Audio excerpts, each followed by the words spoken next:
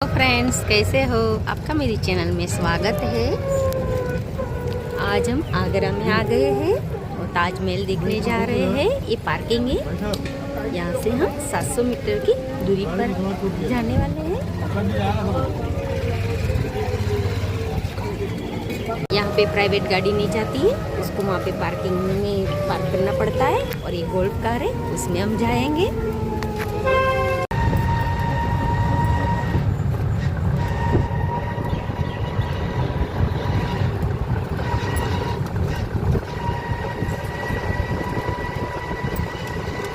चलेंगे।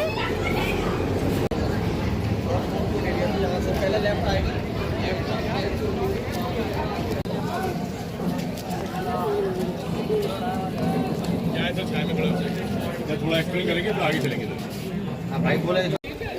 पूरा डायमंड से बना हुआ है, स्टोन से। जो ताजमहल की इस साइड होगा सर, वो दूसरी साइड पे होगा ऑटोमेटिक बैलेंस सिमेट्री। आप ये वो बिल्डिंग जो देख रहे हैं सर, जमात खाना, गेस्ट हाउस और इसको मेहमान खाना भी बोला जाता है सर। ये सिर्फ रेस्ट करने के लिए बनाया गया था और सेम बिल्डिंग बनाई गई इधर। हाँ, ये है मस्जिद मॉस्क, जहाँ Muslim worker every Friday like pray, उसका फैमिली वर्कर है वो प्रे करते हैं, बाकी और दिन बंद रहती है, ओनली यूज फ्राइडे। हाँ, और जितना गार्डन सर इधर बनवाए जाते हैं, 1 2 8 गार्डन इधर है सर। 8 गार्डन टोटल गार्डन कितने वो सर? 16वीं सेंचुरी में ताजमहल स्टार्ट हुआ, क्योंकि Taj Mahal 16 garden 16 century start Taj Mahal, क्योंकि ताजमहल 1631 में स्टार्ट हुआ था। तो 16 गार्डन थे बोथ साइड में। दिमाग कैसा लग रहा है? और इंजीनियरिंग, जबकि वो कंप्यूटर कुछ भी नहीं था। दूसरा दिमाग उसको मानो तो अपने याद कर रहे हैं, क्योंकि ताजमहल नहीं है। ताजमहल आप गाइड की निगाह से देखेंगे, एक ताजमहल खुद अपने आप में एक संदेश देता है। ताजमहल चलता भी है, ताजमहल के अंदर क्राउन भी है, मुकुट। ताजमहल में बहुत सारी चीजें ऐसी हैं कि वो अपने आप अपनी हिस्ट्री खुद बयान करता है। जैसे 16 गार्डन 16वीं सेंचुरी में स्टार्ट हुआ, 22 डोम 22 साल में बना, 22 साल में बना। 22 डोम। अब दूसरी चीज सर, एक चीज तो बता दूं, ये मीनार दिख रहे हैं ना आप चारों, ये आपको फोटोग्राफ में एकदम सीधी नजर आएंगी, पर ये सीधी नहीं है, ये ऐसे है। ये इधर झुकी हुई है, ये इधर झुकी हुई है 2 डिग्री। और ये ऐसा नहीं है सर बाद में झुकी है, इनको झुका के ही बनाया गया था।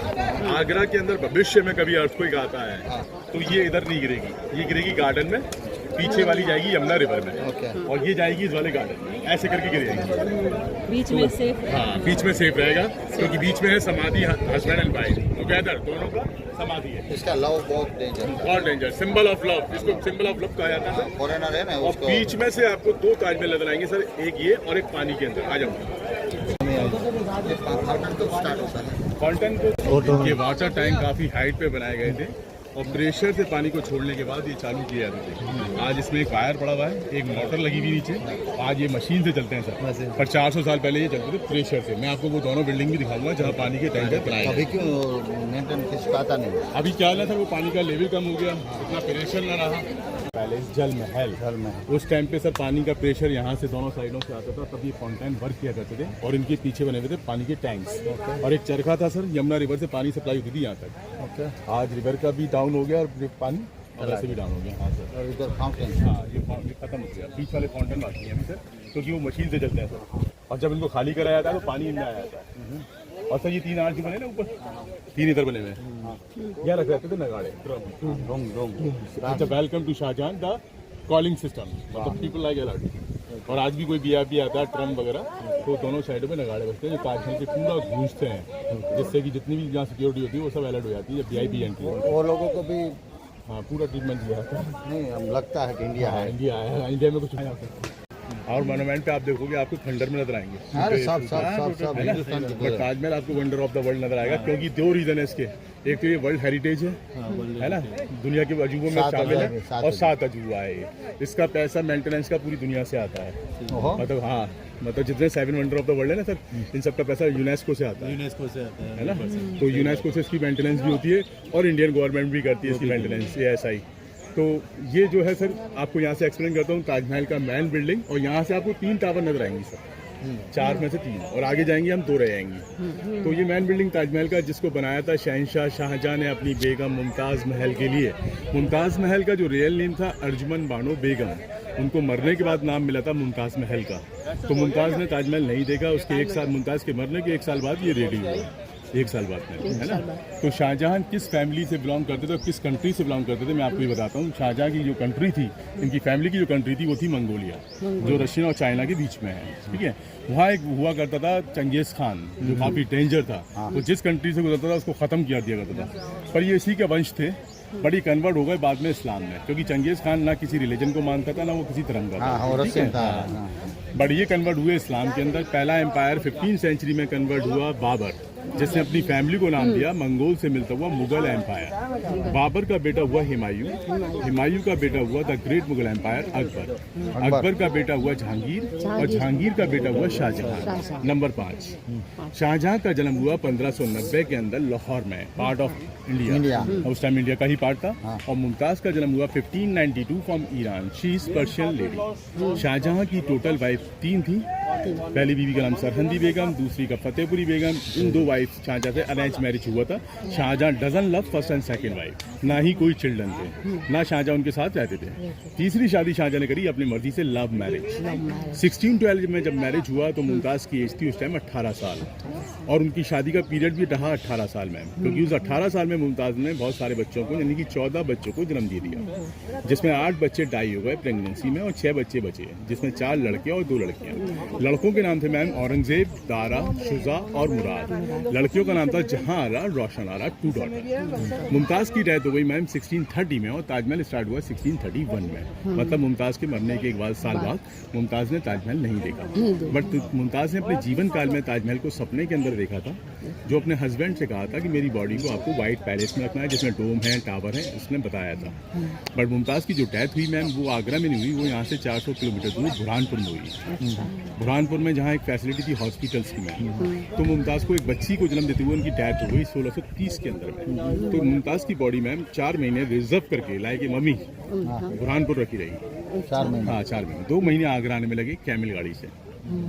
6 महीने मुमताज की बॉडी गार्डन के कॉर्नर में सर्किल बनवाए में मार रखी रही। 1631 राइट टाइम जब आया ताजमहल स्टार्ट होने का, तो सबसे पहले मुमताज की बॉडी को बीच में रखा गया।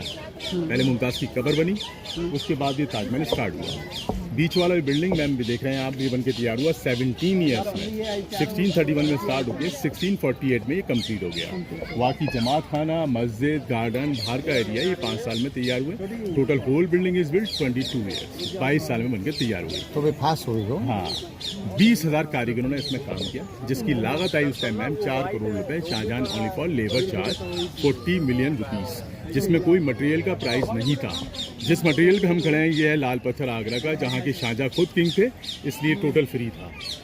वाइट मार्बल आया मैम राजस्थान नियर जयपुर मकराना से। 10,000 हाथियों पे कैरी ऑन किया गया इस पत्थर को, और ये प्रेजेंट किया शाहजहां की ग्रैंड माँ जोधाबाई, जो क्वीन थी राजस्थान की, है ना। तो ये वहाँ से फ्री हुआ।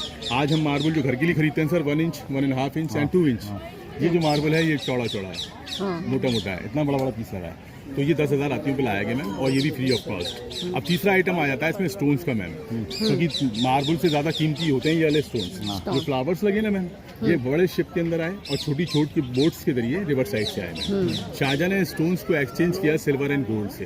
तो शाहजहां ने खाली कारीगरों को पे किए कैश मनी 4 करोड़ रुपए।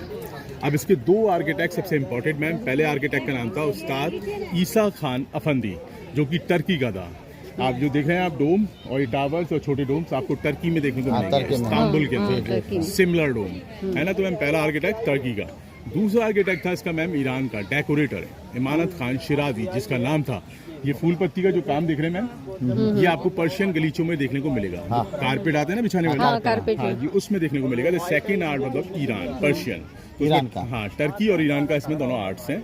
और Taj Mahal the beauty is the god ma'am, there are no electric system, no light, यहाँ कोई लाइटिंग सिस्टम नहीं है। सुबह जब सूरज वहाँ निकलता है 5:30 बजे मैम, तो ये साइड इसकी ऑरेंज हो जाती है जब सूरज की पहली लाइट पड़ती है। सूरज थोड़ा अप होता है या ताजमहल येलो। जब 1 बजता है मैम, सूरज फ्रंट पे होता है, आंखें नहीं खुलेंगी, इतना चमकता है वाइट। हाँ, अब सूरज इधर बढ़ रहा है थोड़ा थोड़ा, तो ये आपको ऑफ वाइट नजर आएगा सर। 4:30 बजे ये पीला हो जाएगा, और 6:30 बजे ये पिंक हो जाएगा। अभी बैकग्राउंड स्काई ब्लू है, कभी कभी बैकग्राउंड इसका ब्लैक होता है। बारिश के टाइम पे तो ताजमहल पर स्लाइक मोती चमकेगा। और जब फुल मून इसके टॉप पे आता है सर, शरद पूर्णिमा में, तो ताजमहल इस मिल्की वाइट एक अद्भुत नज़ारा। वो कैसे होता है सर मैं आपको बता दूं, क्योंकि यहाँ तक हम अलाउड नहीं है, 740 का टिकट है उसका। और वो मैंने ये लिया ना सर, पहला फोटो लिया था जब वहाँ से सारे टूरिस्टों को खड़े होकर फुल मून 5 रात में खुलता है ताजमहल, जब दिखाया जाता है तो आपको ना तो लाल बाउंड्री नजर आएगी सर, ना लाल वाली बिल्डिंग नजर आएंगी, ना गार्डन नजर आएंगे। ऐसा लगेगा कि एक पेंटिंग बनी है आसमान के अंदर, amazing of the full moon of Taj Mahal. और जितने भी स्टोन्स लगे हैं ये शाइन करेंगे डायमंड्स की तरह। भारत में एक बहुत बड़ा रूमर था मैम, इंडिया में लोग बोलते थे शाहजहां ने इन वर्कर्स का हाथ काट दिया था जिन्होंने ताजमहल को बनाया था। पर एक हिंदी में एक मुहावरा आया था 20 साल पहले एक 4th क्लास की किताब में कि हाथ काट देना काम न करना। मतलब उनको इतना पैसा दिया था वो दूसरा ताजमहल ना बनाया, और ब्राउन पेपर साइन कराया था कि दूसरा ताजमहल ना बनाया। Symbol of love, memory of the wife. तो descend of the family ma'am 17 generation doing still work every Friday Taj Mahal only for maintenance. अब मैं आपको बता दूं मैम, मैं ताजमहल को साफ कैसे किया जाता है, एक सीक्रेट आइडिया। क्योंकि ताजमहल को साफ करने के लिए ना तो सोप, ना शैम्पू, ना केमिकल का यूज़, ना सरफ, कोई चीज़ यूज़ नहीं होती। इसमें सीधी सिंपल सी चीज़ होती थी जो वुमेन्स घर में यूज़ करते हैं, मुल्तानी मट्टी। मुल्तानी मट्टी, उसको गुलाब जमुन में एक मेड पैक बनाया जाता है और उसको आयुर्वेदिक की तरह इस पर लगा दिया जाता है मैम। 1 महीने के लिए जैसे एक टावर पे लगा दिया और छोड़ दिया। 30 दिन तक जब सूरज अप डाउन करता है तो उस मुल्तानी में क्रैक्स आने लगते हैं लास्ट में। जब वो क्रैक्स आते हैं तो उसको वॉश करते हैं तो मुल्तानी सारा इसका डस्ट एब्जॉर्ब कर लेती है। लॉकडाउन से पहले, कोविड से पहले ये पूरा साफ हो चुका था नीचे का सर। ये टावर देखें, ये जाला देखें, ये देखें, डोम आपको थोड़ा पीला नजर आएगा, है ना, पीला नजर आ रहा है क्योंकि डोम का जब काम शुरू हो रहा था तब कोविड हो गया था, 6 महीने के लिए ताजमहल बंद हो गया था। अभी जो पाइप लगे हुए दिख रहे हैं आप पीछे, अब इसकी तैयारी चल रही है सर साफ होने की। ये नीचे हो गया है ना? हाँ, नीचे सब हो चुका है, सिर्फ डोम रह गया है। डोम रह गया। हाँ, तो डोम की तैयारी चल रही है। ताजमहल में क्या है, एक perfect symmetry of the monument, पूरा सेंटर ऑफ द सिमेट्री है। और आर्किटेक्चर और शाहजहां ये चाहते थे कि ताजमहल 100% सिमेट्री रहे, पर कहते हैं ना ऊपर वाले को कोई चैलेंज नहीं कर पाया, गॉड इज ग्रेट। तो वो मतलब उसको तो कोई उससे बड़ा कोई नहीं है, मेरा कहने का मतलब सिर्फ ये है। अब यहाँ पे सिमेट्री कहाँ चेंज हुई मैम, मुमताज़ की जो कबर है वो मून से लेकर सेंटर में आई और फाउंटेन से लेकर ब्लैक लाइन तक सेंटर में गई। ताजमहल की सिमेट्री चेंज हुई, शाहजहां की कबर, जो शाहजहां की कबर है वो साइड में आ गई, क्योंकि शाहजहां को ना तो यहाँ दफन होना था, ना शाहजहां चाहते थे कि इनकी बॉडी यहाँ पे आए। शाहजहां के दिमाग में एक प्लान था, ये ताजमहल उन्होंने अपनी बीवी को प्रेजेंट किया था। एक ताजमहल अपने लिए प्लान किया था काला, ब्लैक कलर का, जो उसके जस्ट पीछे बन रहा था, उसकी फाउंडेशन आज भी है। बट जो उनका बेटा था औरंगजेब, वो नहीं चाहता था कि शाहजहां एक ताजमहल और बनाए, expensive of the money. Aurangzeb ने अपने फादर को मना किया, जब वो फादर नहीं माने तो उनको आगरा फोर्ट में हाउस अरेस्ट किया। 8 साल शाहजहां जेल रहे, हाउस अरेस्ट। तो शाहजहां उस रूम से लेटकर ताजमहल का दीदार किया करते थे। उनकी डेथ के बाद 1666 में शाहजहां की जब डेथ हुई तो उनकी बॉडी को यहाँ लाया गया, जहाँ ताजमहल की सिमेट्री चेंज हो गई। शाहजहां की कबर साइड में और मुमताज़ की एकदम बीच में, क्योंकि शाहजहां की कबर जानी थी पीछे ब्लैक ताजमहल में। मस्त लगता है। और 2 ब्यूटी होती है, आपको मैं दिखाऊंगा आगे कितना ब्यूटीफुल होता है वो नज़ारा। बट वो शाहजहां को भी यहाँ लाना पड़ा मैम। अब इसके अंदर मैम 4 कब्रें हैं, 2 रियल हैं ओरिजिनल बेसमेंट के अंदर में है, और 2 नकली हैं डुप्लीकेट रेप्लिका जो उसी टाइम पे बनी थी। आपको बता दूंगा रेप्लिका क्यों बनी थी मैम। सबसे पहले मैम ताजमहल का जो हाइट है, वाइट बॉर्डर से ऊपर मून तक 81 मीटर, 81 मीटर, और 81 मीटर ही ताजमहल गहरा है अंदर। हाँ, उसका रीज़न बता दूंगा आपको मैं। ताजमहल वेस्ट पे नहीं है, ज़मीन पे नहीं है, बिल्कुल भी ज़मीन पे नहीं है। ताजमहल की जो फाउंडेशन है वो पानी और लकड़ी पर है, लकड़ी और पानी। अच्छा, हाँ, लकड़ी, बूट्स। ओके। जैसे कि अपना रिवर है ना, यमुना रिवर, 2 महीने के लिए जुलाई अगस्त में ताजमहल की बाउंड्री से मिलके चलता है, सिर्फ जुलाई अगस्त विलेज टाइम में। तो वो इसके नीचे है पानी के 64 कुएं, वाटर वेल्स। हाँ, नीचे वो पानी उसमें भरे आता है पूरा, तो वो पूरे साल काम करते हैं। अब लकड़ी जो है मैम वो बूट्स, एक स्पेशल बूट्स है, साल का लकड़ी जिसको बोलते हैं। वो लकड़ी आधी पानी में डूबी रहती है और पूरा स्ट्रक्चर लकड़ी का है जिसमें ताजमहल की फाउंडेशन को रखा गया है। अब वो लकड़ी और वेल्स का मैम काम ये है, सिर्फ इतना सा काम है, कभी भी अर्थक्वेक आता है 7 पॉइंट से ऊपर का या 8 पॉइंट से ऊपर का या 9 पॉइंट का, तो लाइक ये शॉक एब्जॉर्ब, वो वेल्स और लकड़ी लाइक, और ये मीनारें जो है बाहर की तरफ निकल जाएंगी ताकि ताजमहल को दोबारा खड़ा किया जा सके। तो आप ताजमहल का जो फाउंडेशन है वो टोटल पानी और लकड़ी के ऊपर है। अभी तक कोई फर्क नहीं पड़ा सर इसमें। और 2015 में भूकंप आया था नेपाल के अंदर, ताजमहल में भी थोड़ा हिला था, क्योंकि हमने महसूस किया था, बट इसको कोई फर्क नहीं आया। सिर्फ एक ही प्रॉब्लम आती है यहाँ पे, जब आंधी बहुत तेज होती है तो ये पेड़ गिर जाते हैं कुछ, बट इन चीज़ों में खासियत है सर पेड़ों में, इन पेड़ों पे सब पे नाम डले हुए हैं। जैसे कि ये गिरा, तो उसी फैमिली का पौधा लगाया जाएगा, मतलब ये नहीं कि दूसरा पौधा लगा दें, मतलब इसी को लगाया जाएगा जो गिरेगा। तो 400 साल से यही सिलसिला चला आ रहा है, मतलब जो पेड़ जब थे वही पेड़ आ जाए, पौधे वही लगेंगे, उनकी फैमिली से ही, मतलब सारे वही उसके फैमिली। हाँ, ऐसा नहीं बम्बू लिमली कोई सा कोई भी नहीं लगाएगा, क्योंकि ताजमहल की जो ब्यूटी है ना सर, वो ग्रीन व्हाइट और रेड व्हाइट, ये 3 चीजों में इसकी ब्यूटी है। ग्रीन है। अगर ये हम ग्रीन लाइट खत्म कर दें तो ताजमहल आपको अजीब सा लगेगा, इतनी वो नहीं लगेगा। और ये बिल्डिंगें हटा दें, ये बिल्डिंगें क्या करती हैं, एक फ्लावर पॉट का काम करती हैं। जैसे एक फोटो लगाया बीच में, 2 फ्रेम, तो ये फूल हैं, ताजमहल के 2 फूल हैं साइडों में, है ना सर। अब जो ये भी बनाने में टाइम लगा। हाँ, ये तो 5 साल में बन गया था, क्योंकि रेड बिल्डिंग है सर, रेड सॉफ्ट होता है। और दूसरी चीज़ सर, यहाँ से जो अंग्रेज लूट के ले गए, सबसे इम्पोर्टेंट चीज़, सबसे पहला आइटम था सर, जो मून लगाया हुआ है टॉप पे, ये छोटा सा लग रहा होगा, ये 10 मीटर का है सर, और मुगल टाइम में था 7000 किलो गोल्ड का, 7 टन गोल्ड। हाँ, इसको अंग्रेजों ने उतारा 1803 के अंदर। British governor captain Joyce Taylor ने, जब वो गवर्नर था, उसने ओरिजिनल को उतार के रिप्लेस किया कॉपर में। सब में होगा, सब में गोल्ड था, बट इसका वजन था 7 टन केजी। उनने इसको उतार के इसको रिप्लेस किया कॉपर में। और जब ताजमहल बन रहा था, गोल्ड का प्राइस था 10 रुपये तोला, बन के तैयार हुआ था। आज 1 लाख रुपए है, 10 रुपये, ठीक है। तो ये आज भी मैम रॉयल म्यूजियम लंदन में रखा हुआ है, छोटे छोटे पीसेस में ये गोल्ड आज भी स्टिल। अच्छा। और दूसरा आइटम यहाँ से ब्रिटिश ले गई कोहिनूर हीरा।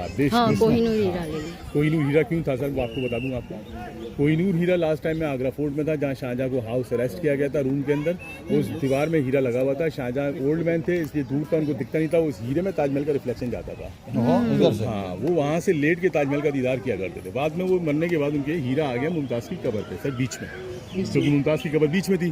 अब हीरे का काम यहाँ पे ये था सर, उस टाइम पे लाइट नहीं थी, तो जब सूरज निकलता है ना सर, ये जाली का जो काम है, यहाँ से लाइट अंदर आती है, हाँ, वहाँ से लाइट जाती है, मून की लाइट अंदर आती है, तो वो लाइट हीरे पे पड़ती थी सर, तो वो हीरा कर देता था एकदम ब्राइट, और पूरा अंदर को पूरा ब्राइट कर देता। अब उस हीरे को करेगा सर 3 पीसेस में, 2 म्यूजियम में रखें और एक डायना के क्राउन में लगा हुआ है। बट उस हीरे का ये खासियत रहा, जिस फैमिली में रहा वो फैमिली ही खत्म हो गई। जिस साल में डायना ने पहना था उसका एक्सीडेंट हो गया, उसके बाद उनका क्राउन आज भी म्यूजियम में रखा हुआ है, अब कोई यूज़ नहीं करता है। इसलिए मुगल टाइम में भी वो हीरा कबर पे लाके रख दिया था, किसी ने यूज़ नहीं करा था उसको।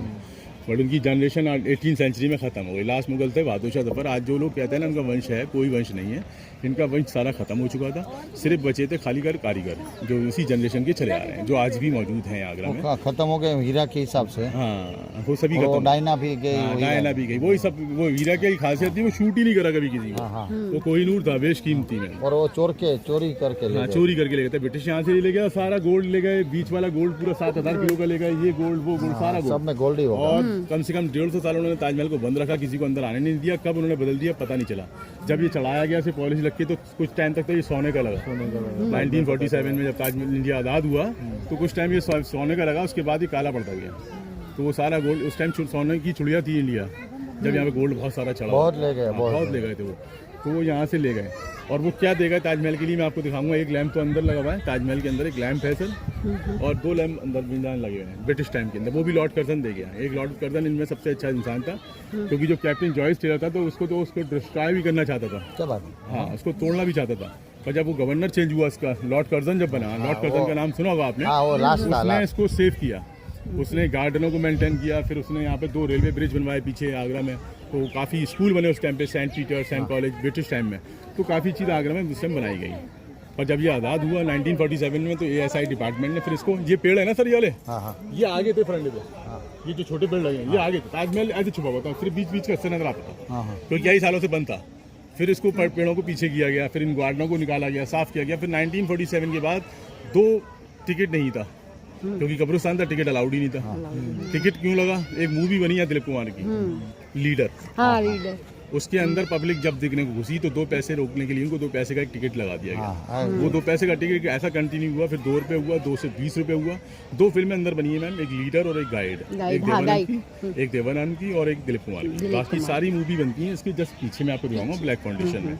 अब अंदर शूटिंग कोई नहीं होता, बस 2 ही मूवी का शूटिंग हो गया है, दिलीप कुमार का और एक देवानंद का। और सर इसका जो नकली जो कवर बनाया गया था, वो क्यों बनाया गया था, उसका रीजन क्या था? क्योंकि मुस्लिम में जो असली कवर होता है सर, उसके ऊपर आप वॉक नहीं कर सकते। अब ये डोम वाली जो जगह दिख रहे हैं ना, आप डोम को कितना बड़ा है सर, है ना, पर ये अंदर से आप जब मैं आपको दिखाऊंगा तो बहुत छोटा है। तो ये डोम वाली जो जगह है ना सर, ये नीचे तक कबर का सेंटर है। मतलब इसके आप क्रॉस नहीं कर पाएंगे बीच में। हाँ हाँ तो जब नीचे वाली बनाई गई तो ऊपर का जो प्लेटफार्म है हाँ। ये फ्लैट था, तो मुगल लोगों ने सोचा कि आने वाले लोग टाइम में चलेंगे ऊपर, तो रेप्लिका बना दी उसी टाइम में। तो ये रेप्लिका बनी हुई है और ऊपर तक ये खाली है पूरा। जो हम लोग चलेंगे ना वो सिर्फ साइडों के अंदर, साइडों के अंदर बीच का एरिया डोम तक खाली है। हाँ खाली है। और इसके ऊपर जो हुक्स लगे ना सर डोम पे, हाँ हाँ ये लगाए गए थे। एक्चुअली क्या है सर, ताजमहल का जो मार्बल है ऐसे खड़े होकर यहाँ काम नहीं हुआ है। ये मार्बल बन के आए साउथ गेट से, एक स्लोप था यहाँ पे मिट्टी का हाँ और हाथियों का जरिए जाया जाता था मार्बल के ओके ऊपर। ओके हाँ सबसे पहले ये बिल्डिंग बनाया लाल पत्थर का। एक लाल पत्थर आपको बैक साइड में नजर भी आ रहा हाँ, होंगे, नजर आ रहा है ना। हाँ, तो ये पूरा बिल्डिंग बनाया सर लाल पत्थर का। मार्बल को कवर किया गया है ऊपर से और अंदर से। इसके नीचे है रोमन ब्रिक। और हुक्स लगाने का मतलब ये था कि डोम की जो थिकनेस थी वो काफी बड़ी है, काफी चौड़ा है वो। और अगर ये नहीं लगते तो डोम का इतना वजन था कि वो डिस्ट्रॉय हो जाता। जब एक पत्थर भी निकलता तो सब स्लिपर हो जाते वो। तो इसमें ये हुक्स है ना, ये छोटे नहीं है, ये इतने बड़े हैं कि आप हाथ से पकड़ लेंगे। और ये रिंग्स स्क्रू वाले हैं, मतलब डोम को कवर किए गए हैं। ये अंदर भी हैं तो बाहर भी हैं, मतलब अंदर आराम पा रहे हैं ये। हाँ, एक मिनट रुक। तो ये सर पूरा कवर किए हुए हैं डोम को। और दूसरी बात, ये इंडियन गवर्नमेंट ने इसको यूज़ किया 1971 में। इंडिया पाकिस्तान का जब वार हुआ, पाकिस्तान ये साइड पर है, मैं बांग्लादेश उस साइड पर है, जब आज़ाद हुआ तो पूरी बिल्डिंग को काले कपड़े से कवर किया गया पूरा डिस्ट्रॉय से बचाने के लिए। तो दिस उन हुक्स का यूज़ किया गया 1971 में। आइए से हाँ, खींच ये बात के भी हाँ, ये उसी टाइम का है ना। मैं से फोटो लीजिए ताजमहल के साथ किले का उसका। अब हम अंदर जाएंगे।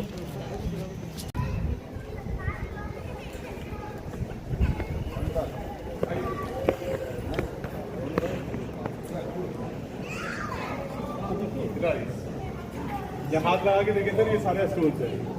ये ग्रीन जेट है, ये जैस्पर है, ब्लैक ऑनिक्स है और लाल वाला कोरल है हकीक। और ये इंग्रेविंग है सिंगल पीस, और ये पूरा इनलेट किया गया है। इसका आता है ना गोल्ड मोती का नेकलेस।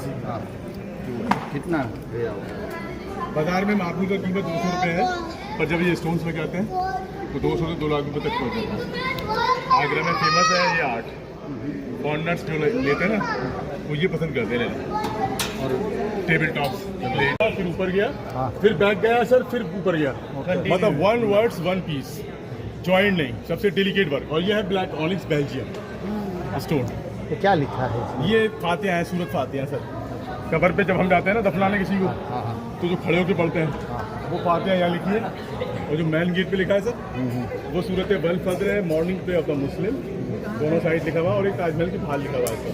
वो 3 चैप्टर लिखे गए हैं। कुरान में होते हैं टोटल 30 चैप्टर, 3 लिखे गए। ये चांदी का काम है। यमुना सरस्वती सर दिल्ली से होके मथुरा, मथुरा से होके आगरा, फिर यहाँ से बनारस और इलाहाबाद, जहाँ संगम हो जाता है तीनों रिवर का। इसका फ्लो उधर की तरफ जाता है सर। और अभी चालू है सर ये फ्लो, बट जुलाई अगस्त में फुल हो जाता है। ये काफ़ी तेज चलता है और गार्डन के ऊपर पानी आ जाता है, ताजमहल की बाउंड्री से टच हो जाता है, वो सामने टावर पर टच हो जाता है। और इस रिवर का डिजाइन बनता है हाफ मून में, ऐसे करके ड्रोन से जब पिक्चर लिया आएगा तो ऐसा लगता है हाफ मून सर।